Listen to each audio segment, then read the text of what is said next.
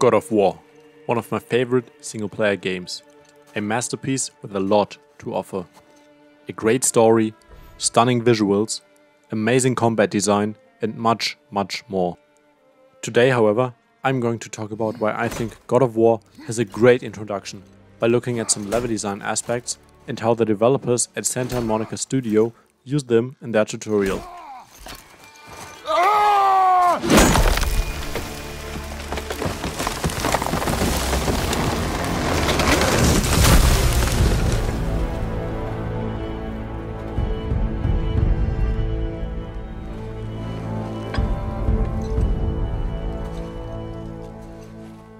The goal of a tutorial is to teach the player the core mechanics of the game. These are the main mechanics that will be used over and over again. In God of War, these mechanics are moving around, throwing the axe, fighting enemies, interacting with objects and using Atreus to help Kratos. Still want me to tie it to the boat?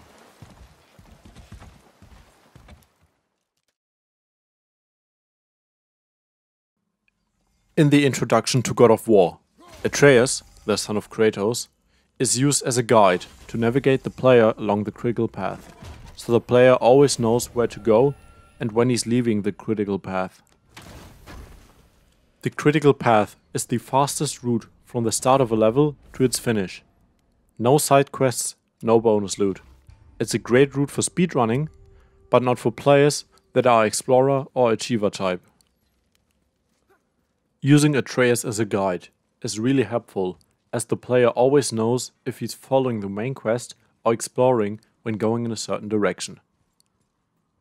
Furthermore, when straying from the path, Atreus will tell Kratos that they are leaving the critical path.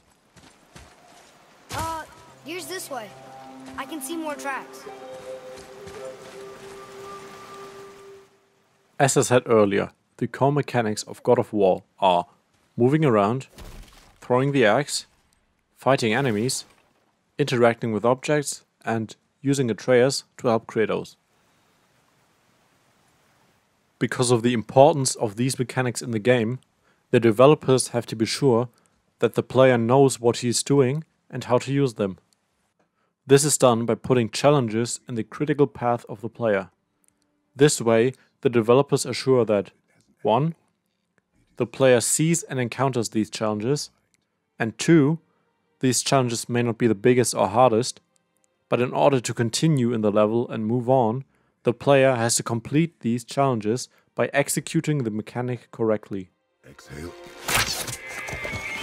I got it! Good.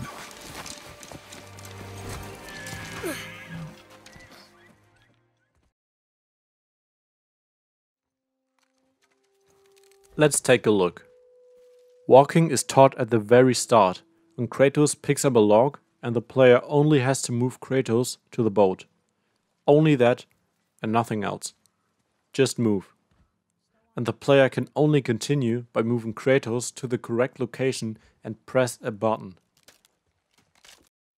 Teaching the player to throw the axe is a small and very simple challenge. The player needs to destroy the wood, blocking his path so he can jump across. Oh, here. The first enemy encounter is kicked off after jumping across the cliff. The player is not able to leave the small arena because the cliff is blocking the one way and Atreus is blocking the other way. So, once again, the player can only continue by defeating their enemies. Interacting with objects is taught by putting a puzzle on the critical path where the player has to combine two core mechanics. The player first has to interact with the chain and then use the axe throw to continue. Using Atreus is taught a little bit different. The player gets taught to shoot Atreus arrows by pressing square in the interactive cutscene when shooting the deer. After a troll grabs the deer and you get down in the little boss fight arena, a little text box pops up, providing you with additional information about using Atreus while fighting. But now let's talk a little bit more about the level itself. The level design aspects I want to talk about are a clear goal, loot, lighting, framing, consistent visual language, vantage points, and foreshadowing. And after that, I will talk a little bit more about combat and the user interface. But let's start with a clear goal.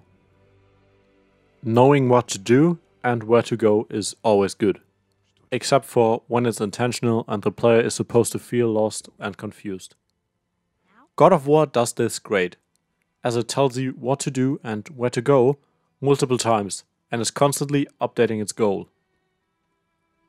For example, at the beginning, you watch a cutscene and start your little hunting trip. First, Kratos tells Atreus that they are going to hunt deer in the cutscene. What are we hunting? You are hunting deer. So now the player knows what to do. In this conversation, Atreus also tells the player where to go by saying, Okay, this way.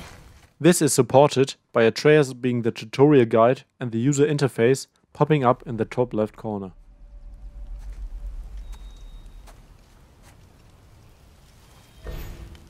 Father, why are we doing this now? I need to know you can survive the journey. Then we leave for the mountain? Depends on you. Hunt.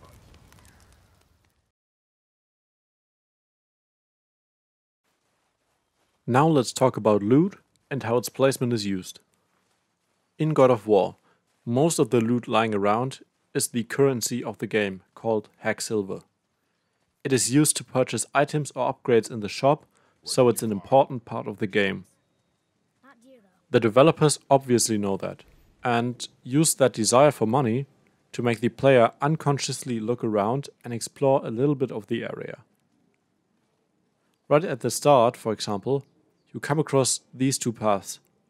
One is lit and one is unlit.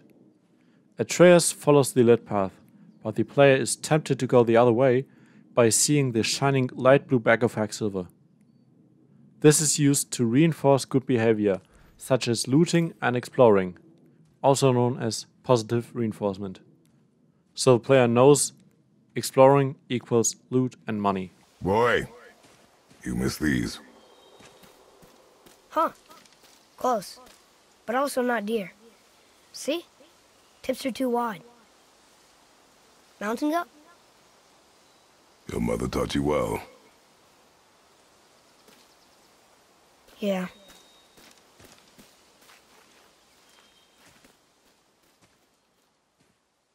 Now the player knows that exploring is good, by being rewarded for good behavior rather than being punished for bad behavior. This technique is used more than once in the tutorial. Later, after completing the puzzle I mentioned earlier, the player is lured from the critical path by a big, shiny red crate. Where are you going? By straying from the critical path, the player is once again rewarded by the loot from the crate. Additionally, the player is now able to see another non-critical or side path he normally would not have seen, thus rewarding him even more with even more loot.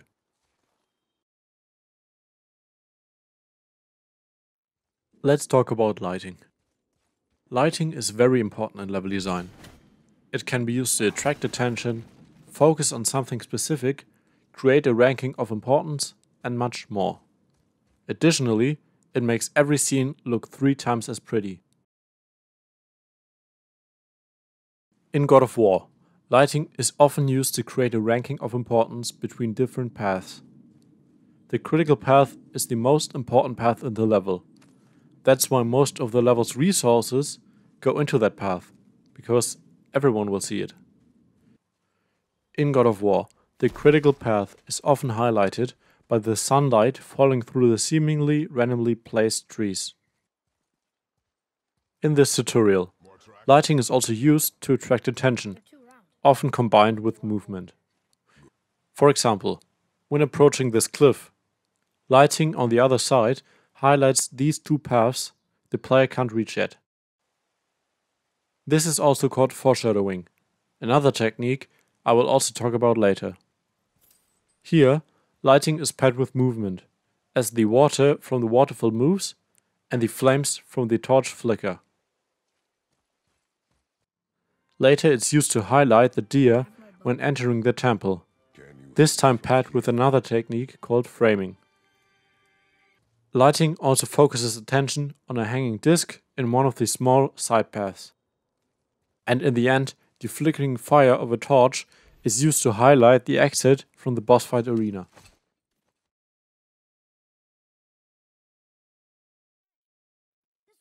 Framing is another nice technique, used to unconsciously focus the attention of the player on something specific, by placing the objects around it in a certain way, so it creates a frame around the location, object or creature when looking at it from a certain direction. At the start, for example, loot is used to attract the attention of the player away from the critical path and towards the framed chest. Here, the chest is framed by the tree to its left, the log above, and the raised ground. As I mentioned earlier, later on the hunted deer is also highlighted, not only by the light but also by a frame.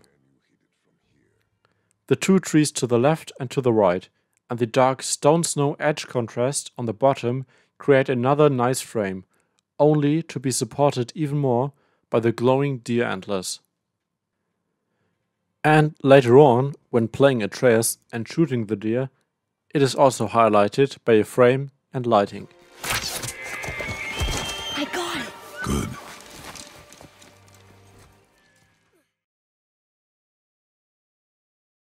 One of my favorite level design aspects is consistent visual language. Consistent visual language means whatever does the same should look the same. Kind of. For example, every time Kratos is able to traverse at a location, meaning he can jump, vault, climb, and so on, there are these special markings that tell the player he can do something here. And they always look the same. This consistent visual language is also seen elsewhere. The loot, for example, has a light blue glow, meaning there's hexsilver here. Chests, which are basically big bags of hexsilver, also have the same light blue glow around them. The same can be said for health stones and rage stones. They are always green and red, just like the colors in the user interface. Furthermore, the little discs that hang from the ceiling with loot or objects attached to them always look the same and have the same blue glow when looking or aiming at them.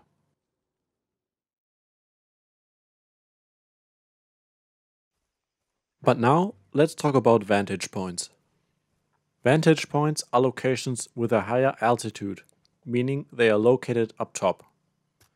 These can be used to survey the area, take a good look around, and make plans that can be executed afterwards.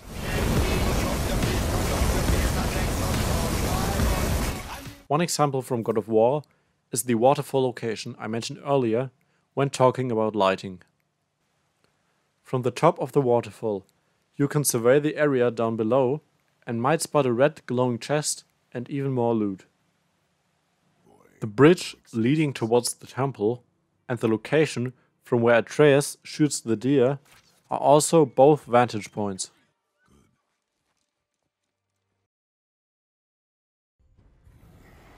The last level design aspect I want to talk about is foreshadowing. Foreshadowing is a technique used to show, hint or indicate future events, locations or items the player can't reach yet. This is used to create interest and curiosity. In God of War, one example of foreshadowing is the waterfall torch location. When approaching this cliff, the player can see a little bit of the area on the other side, but can't reach it yet. Foreshadowing is also used later on when the player encounters a really big door, locked by some sort of giant mysterious lock. This is also supported by the small conversation Kratos and Atreus are having when trying to interact with the door. Still can't get the doors open, huh? Quiet.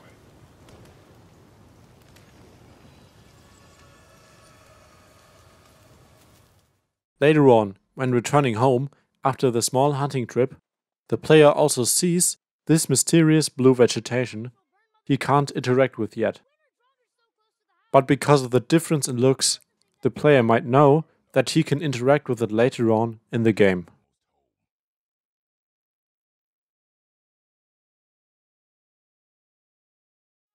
Now, as I mentioned earlier, I quickly want to talk about two more things I think are worth mentioning: combat and the user interface. Let's start with combat.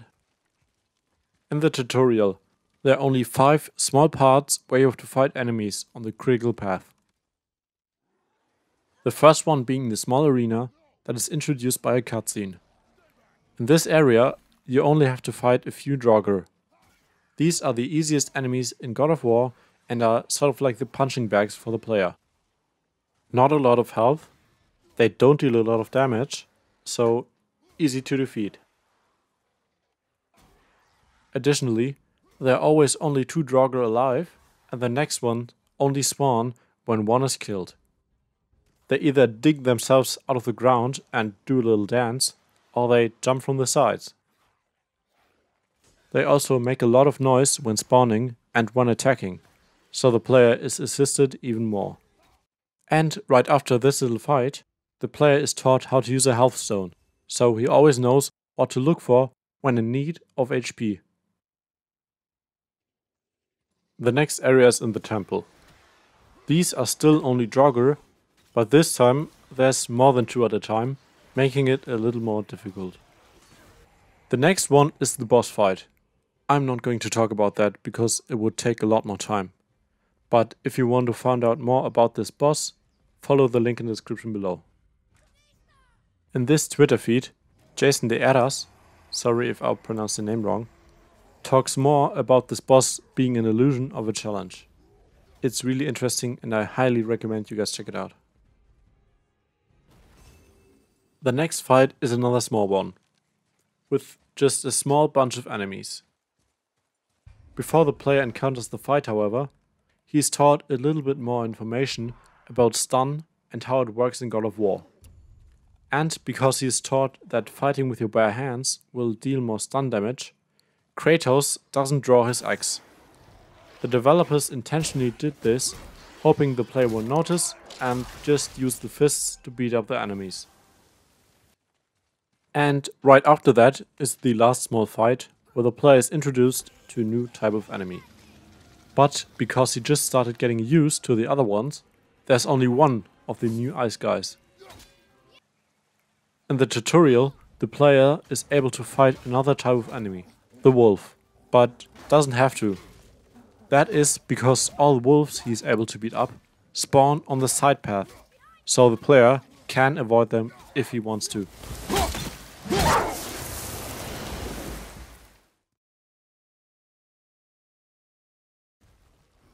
Now, the last thing I want to talk about is the user interface, or short, UI. The UI is the part of the game that floats around on your screen and displays information such as health, the arrows of Atreus, tips and tricks, and more. In God of War, the UI is a really nice one. It looks clean and it fits the setting of God of War. It's not too big and not too small, and only displays the really necessary information so the player is not overwhelmed. Additionally, the UI is only shown when needed, so it's not there when the player is just walking around, giving the game a more cinematic experience. Furthermore, the user interface helps the player. The circle in the bottom left corner shows the axe symbol when the axe is with Kratos, and is an empty circle when Kratos threw the axe and has not recalled it yet. When it's not on his back, the game also displays a small green triangle above the empty circle, showing the player what to press to get the axe back.